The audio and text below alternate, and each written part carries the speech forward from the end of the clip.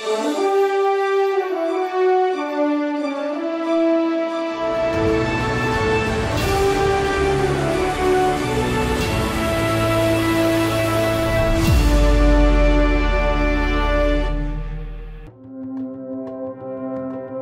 puso ng kabundukan ng Talaingod, Davao del Norte, naninirahan ang mga kapwa-tao natin na kabilang sa tribo Atamanobo.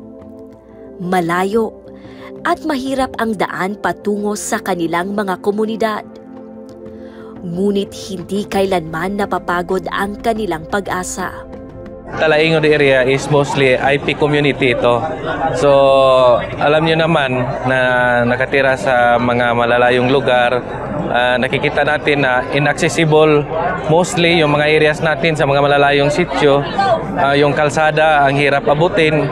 Kaya yung mga services hindi talaga basta-basta ma-access nila. Layo siya, lisod, dili makasulod ang mga equipment. Pagsasaka ang pangunahing pinagkakakitaan ng mga Atamanobo. Sa araw-araw, iba't ibang hamon ang kanilang hinaharap. Isa na rito, ang para sa kanilang kalusugan. Kakaunti ang health centers, limitado ang gamot, at kung magkakasakit, madalas ay tinitiis na lang. Kung kailan malala na, saka pa lamang sila magpapatingin sa doktor. Pero ang problema, kapos sa salaping pambayad. Pareha ng mga bayro nun sa ospital o tambal. Labi na karon nga mahal gyud ang o nay dili na mo kaya. Pareha nang nay ma-hospital sa akong pamilya. Dili na mo kaya palit og tambal. Ang budget sa pa-check up kada bulan, tuwa na paingon sa pangtubil. Panudan, di na paingon.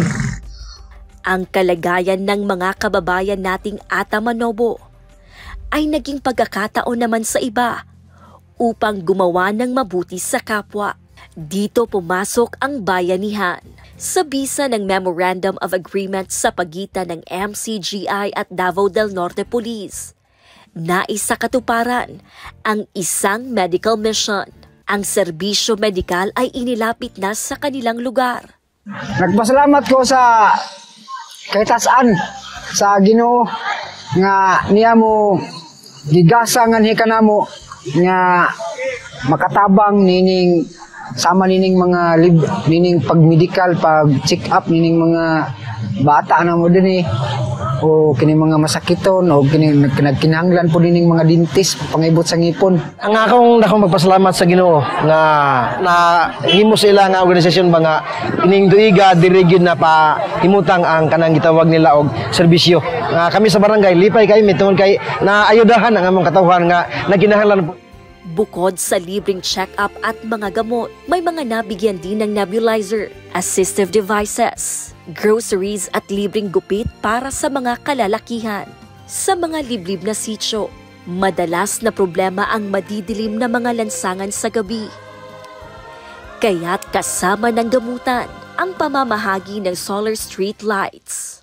Ito po ay aming paniniwala sa Members Church of God International na i-practice yung kabutihan, i-practice yung aral na itinuturo ng ating Panginoong Hesukristo. Kahit na mahihirap lang po ang miyembro ng MCGI, ay nakahanda po kaming tumupad sa kautusan at mga aral ng Biblia at most especially ang aral ng ating Panginoong Hesukristo para maitulong po natin sa mga nangangailangan. Ang natutunan ko po dito sa ginagawa ng MCGI, yung sinabi nga na you cannot share what you do not have, no?